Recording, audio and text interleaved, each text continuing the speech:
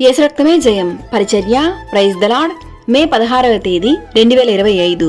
ఈరోజు దేవుని వాక్యము. మీరు శోధనలో ప్రవేశించకుండునట్లు మెలకువగా ఉండి ప్రార్థన చేయుడి.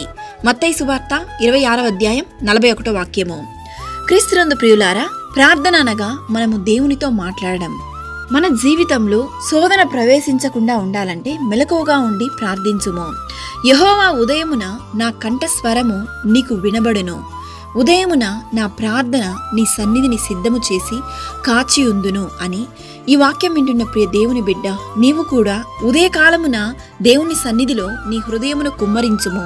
మా దేవా, నా ప్రార్థన ఆలకించుము, నా మొర నీ యొద్ద చేరనిమ్ము అని నిన్ను నీవు ఆయనకు సమర్పించుకో. మనం ఎదురు చూడని ప్రమాదాలు, అనారోగ్య పరిస్థితి, మానసిక సమస్యలు, ఆర్థిక ఇబ్బందులు, ఇలా అనేక సమస్యలను బట్టి మరియు రాబో దినములు ఎంతో భయంకరమైనవి గనుక ప్రతి ఒక్కరూ మెలకువగా ఉండి దేవుని సన్నిధిలో ప్రార్థించవలెను.